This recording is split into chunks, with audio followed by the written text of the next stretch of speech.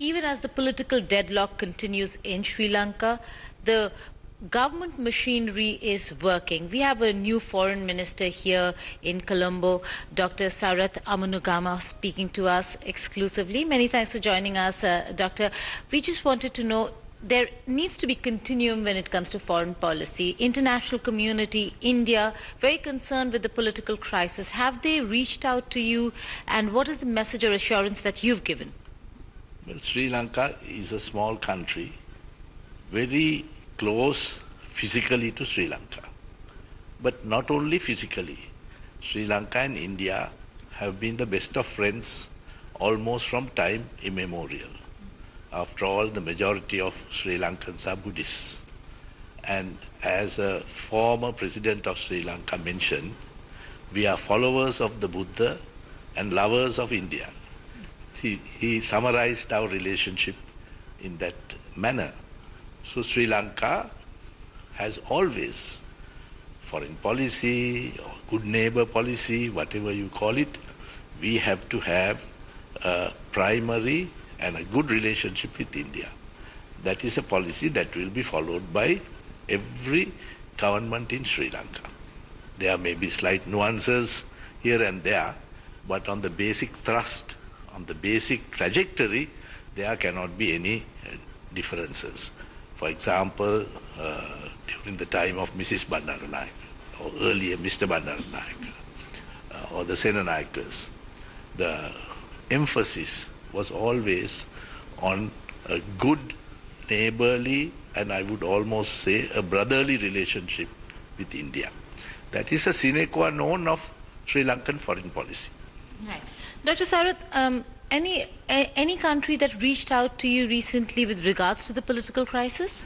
As early in this transition, I asked all the ambassadors of the SAARC region to come here, and we had a discussion. I briefed them, because one thing I feel is that we must begin with our neighbors.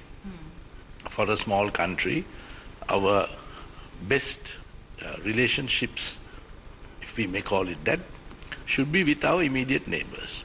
And if you go into that in depth, Sri Lanka is the only country which has no tensions with each other.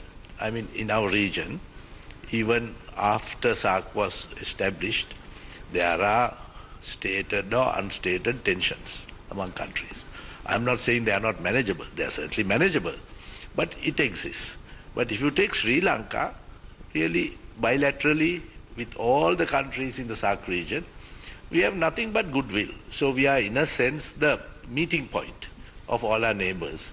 So I've discussed with them, and they don't have any big issues. They know that there will be continuity.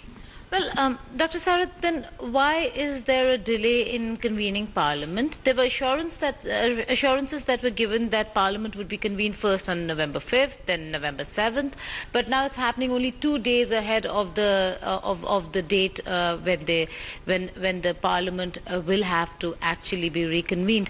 Why the delay? Why is it November 14th now? November 14th is an advance from November 16th that we had earlier fixed on. You see, when you look at the nitty-gritty, it doesn't come out as being some sinister move, because earlier we were to present the budget on the 5th of November. Traditionally, Parliament is in recess. I'm not talking of proroguing, I'm talking of recess for about 10 days prior to the budget being presented in Parliament, for purely technical reasons. The Finance Ministry needs the time to do the mathematics, do the figures, do the documentation. So by common consent, all the time, there is a recess before budget. So up to the 5th, Parliament was actually in recess at that time. So from the 5th, initially, the date was fixed for 16th. Now, the reason is, the 16th is really a very small change compared to the powers vested in the President. This is what we have to remember. Under the Constitution, the President can prorogue Parliament for 2 months. That is, there's constitutional provision for that. If he was worried about this in that sense of crossovers and all that has been alleged, then you could have fixed a much longer date. But he thought, well, we'll have it on the 16th. And now today we are just only 1 week away, of which 2 days are actually holidays. So the Treasury, because when you change a government, the administration actually, a lot of paperwork has to be done.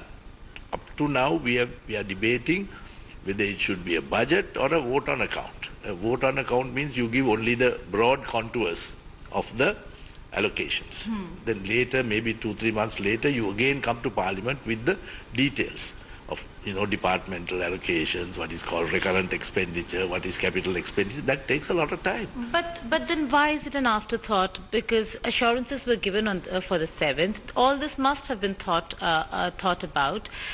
And once the assurances were given for 7th, why then the delay? A lot of the leaders of the now opposition or the Ranil Wickremesinghe camp are saying and alleging that it is because of horse trading and that this current dispensation is involved in trying to buy out their UNPs. I'll tell you the facts of the case. Actually, the political authorities wanted to have it on the 7th because it's good optics, basically. The world will have confidence. But when it was put to the finance ministry, our officials said it's simply not possible. We were planning for a budget on the 5th. How can we present all this data on the 7th? That was not possible. Then this yo-yoing, if I may call it that, that's what you mean, isn't that so? Let me be frank, because there's nothing to hide. First is, of course, the absolutely technical side of it. But I can tell you, for the last 3 months or 4 months, both sides were trying to consolidate their numbers. This numbers game is not something that started on the 5th or on that celebrated Friday. This has been going on for a long time. As you know, I think about 2 months ago, I can't remember the exact date, there was a vote of no confidence in the Prime Minister. And there again, there was speculation that so and so will vote, so that change, crossovers, all that. And indeed, 16 people from our party, my party, they did crossover. They went and sat in the opposition.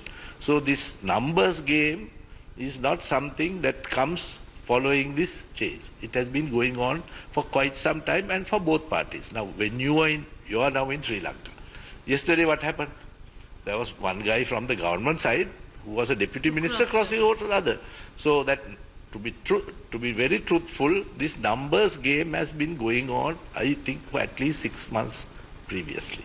So how confident are you really of having the numbers on the 14th of November to continue in the position that you're in? We are very confident because now when we meet, when Parliament is summoned on the 14th, on that day there is not going to be a vote. That is not the... So there will be no vote on the 14th? No, I don't think. Because Parliament procedure is very, very clear.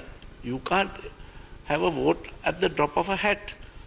Now today, there's a thing called the Business Committee of Parliament, representing all the leaders of parties. So we will meet today at 3 o'clock and decide on what happens on the 14th. You have to have order paper. It's not simple. An order paper has to be given at least 24 hours before Parliament meets.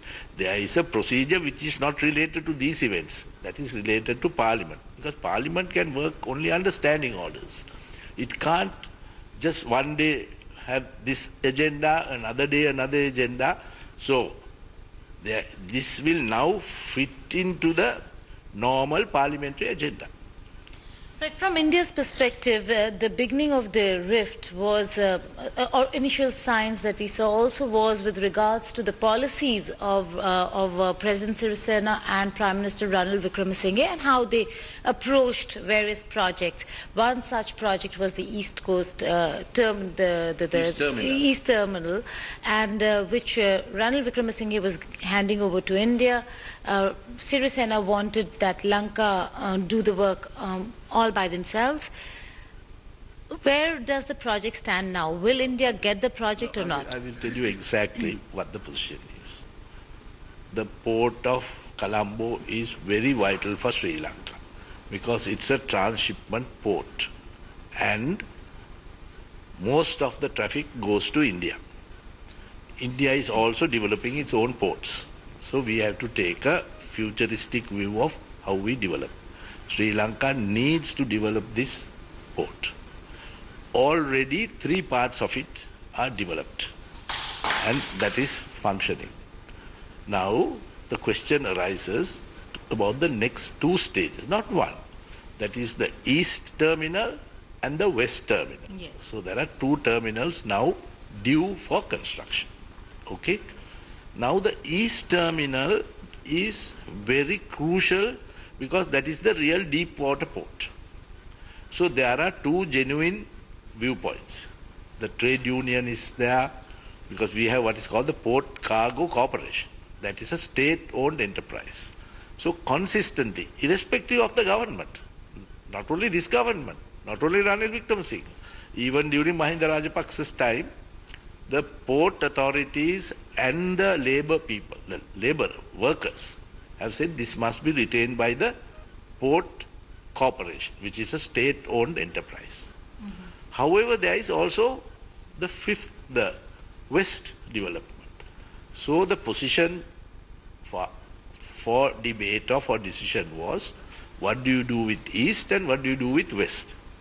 We all agree, President has clearly said, and he has intimated that to Mr. Modi himself, that the West can certainly be developed by, the West port can be developed by India. The East port, there were 2 proposals, 2 different points of view. And mind you, not India exclusively. That was to be a consortium, of which India was only a part. India, Japan and some other countries were together develop that. The fact is that this is still at the stage of discussion. Not a single, shall I say, cement, a bag of cement has come there. Not a single crane has come there. No work has started in the east or west.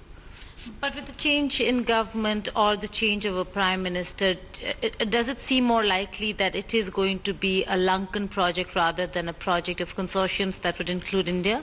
No, even with Ranil Wickremesinghe, it was not a settled issue. He had no business, if he did, I don't know whether he went and gave assurances. He had absolutely no business to go to India or any country and say, I am giving this to you. In Sri Lanka, you can't give like that. There is a parliament. There is what is called the strategic investment law, in which case any big investment has to come to parliament and be passed by parliament. So it was certainly, it was under discussion. Certainly. But it did not mean that anything was signed and sealed. So this government will now look at all these matters. We'll have to heed the demand of the workers there, the trade unions there, that it should be a Sri Lankan operation. Then the terms and conditions we'll have to discuss. But officially the President and our government has clearly said the West port can certainly be developed together with India. That is the exact position. Dr. Amunugama, the fact is that India's concerns have also to do with China and Chinese projects in Sri Lanka. Rajapaksa is known to be more inclined or was more inclined towards China. That really did not change even when the Sirisena government took over. We see a lot of Chinese projects. Even while I was coming to the foreign ministry, the port city is being developed by China. And many countries, including India, have been talking about the Chinese debt trap, but it doesn't seem to be affecting Sri Lanka when it comes to the Chinese projects continuing here. Now, let me talk very frankly, because I was a Minister of Finance and a Minister of Development, so I can talk about facts and figures. Of course, there is sort of attempt globally to put China and India against each other, saying that they are competing. There's no such thing. Really, when the Sri Lanka needs infrastructure development, that is the mantram for development. You go to IMF or you go to ADB, you go to the Indian universities, the think tanks. The global formula today is developing countries must invest in infrastructure. That has been accepted by India, it has been accepted by Sri Lanka, it has been accepted by everybody. The way out of this poverty trap is to have infrastructure and investment. That is clear. Nobody is gainsaying that theoretical approach. Now, when Sri Lanka went into that, we had a multiplicity of ways of getting the money, because you can't have infrastructure for free. You have to have money for infrastructure. So, and infrastructure in Sri Lanka is not financed entirely by China, not at all. We have a lot of projects, what are called multilateral projects. World Bank has funded projects. ADB is a large donor, and as you know, ADB gets most of its funds from Japan and the West. So there is a multiplicity of donors for Sri Lanka. That's the first thing. Actually, Japan is even a bigger donor than China, historically also. So, when we went for infrastructure development, not only us, all these countries which are alleged to be in this Chinese debt trap, the reality is that they were able to tap the funding sources and construction sources much easier from China. That is accepted. If we had to negotiate with India, it would have taken double the time. If we negotiated with UK, it would have taken double the time. If we negotiated with EU, it would have taken double the time. If we negotiated with Japan, also it would have taken time. So the Chinese, they marketed their projects, they marketed their companies, and they marketed their funding agencies, basically their Exim banks. Right. They were quick on the draw. So, naturally, now why is it that not only Sri Lanka, there are maybe 20, 30 countries which are alleged to be in this Chinese debt trap. Right. Not only Sri Lanka. Right. So you must find out what is the common multiple in all these countries. They are diverse, they are in Africa, they are in Latin America, they are in Sri Lanka. So for China, it's strategic. No, what is in it for Sri Lanka? Apart from the fact that you needed economic development, but in the longer run, are you not looking at a terrible debt trap that you would be faced with? No, not at all. I'll explain. First is, we cannot compromise our sovereignty. Just because we borrow money from countries for projects, these are all borrowings. None of it, very small amount has been given as grants that every country gives. India also gives us grants. No, these are essentially commercial operations done on a very detailed feasibility study. Now let me tell you one thing.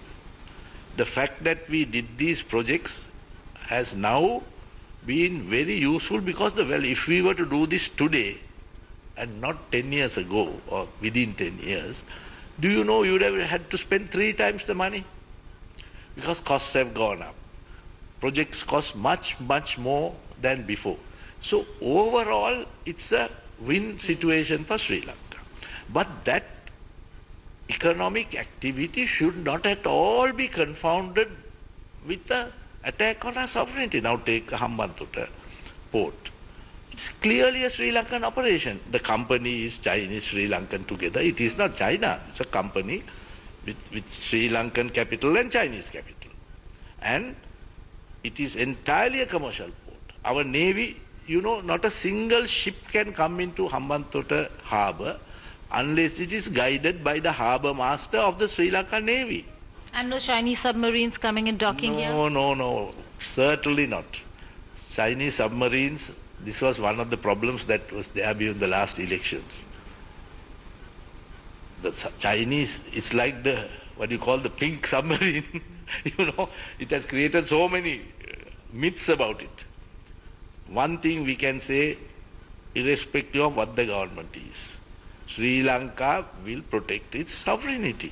The fact that we have borrowed from China does not mean that we subscribe to their strategic interests. The fact is this. Now, this is something that all our people who are interested in Sri Lanka must understand. Our geographical position makes us strategically very important, not only for China. It is important for Singapore, it is important for Japan, it is important because we are on the oil lane.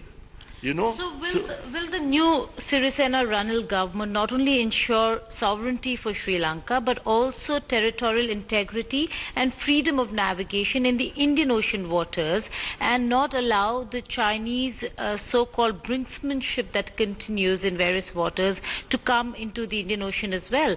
Are we looking at Sri Lanka-China relations as an economic one, and China and Sri Lanka-India relations as a strategic one?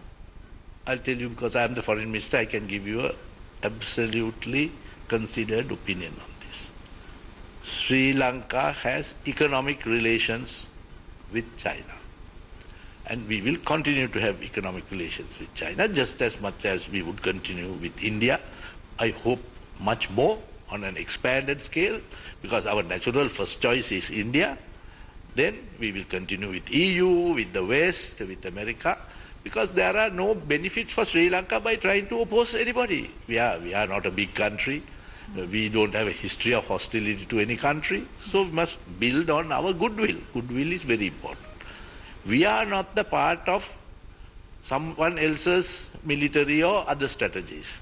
That is not our kind, and it will be the worst thing for Sri Lanka to be dragged into various military and other operations of other countries. No, even those countries would really benefit by maintaining the sovereignty of Sri Lanka. What would any of these countries that we are talking about benefit by infringing on the sovereignty of Sri Lanka? They will be watching the pros and cons of any of their decisions, just as much as China or India or US or UK.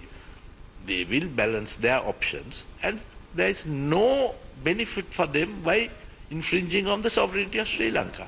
And I must say, we are very grateful to India, because continuously India, whatever the government, has clearly said we are respectful of the territorial integrity and sovereignty of India.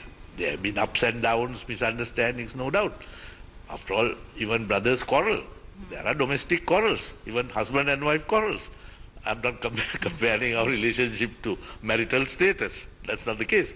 But reality is, from purely selfish interests of Sri Lanka, there's no need for us, absolutely no need for us to get involved in hostility to any country or into the bilateral or multilateral designs of those countries. Right. We have to at all costs maintain our sovereignty. Right. Finally, you spoke about misunderstandings. The final question to you is about the misunderstanding that really almost escalated the crisis over here.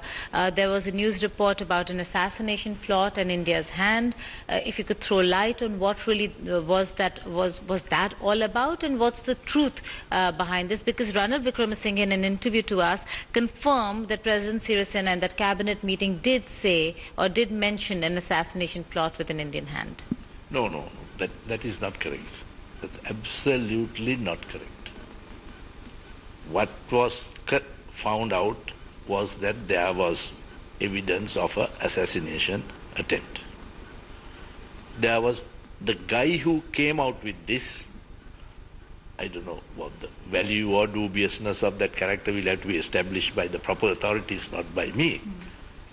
One of those guys who made the initial complaint said that there was an Indian guy also involved in this. And indeed there was an Indian guy. The Indian embassy immediately stated that though this fellow was there without a visa and without proper accreditation, he was a mental patient. That was clearly stated in an official statement of the Indian embassy. They never denied that there was a guy here. We all know, and he's I think in custody here or whatever, he's here, and that he's an Indian national. Indian government said he is a mental patient. So inquiries will go on, but Sri Lanka is not accusing India of anything or saying that India is doing something underhand. I don't agree with that at all. Any details on the investigation? How did the man reach Sri Lanka? No, he's supposed to have come here. He's come without a visa, and he has been employed, apparently, this is also just the information I have, as a tuition master for 3 months in a place called Nigambu, by one of our tourist areas. So Whether it's fact or fiction, we don't know. That only the investigation will show. But what is ascertainable is that he is an Indian citizen who has come here and was teaching here or employment illegally. But certainly nobody is suggesting in the wildest dreams that the government of India or India is involved. So finally, you're confident that November 14th you will continue to remain Foreign Minister of Sri Lanka? I think so, and I certainly hope so, and I hope to meet you in this office again. On that note, many thanks for joining us. That's the Foreign Minister of Sri Lanka speaking exclusively to India Today. With video journalist Arvinda in Colombo, Geeta Mohan for India Today. Thanks for watching the video. For more such news and updates, please like, share and subscribe to India Today. Also check out our other great videos from our channel. We know you will love to.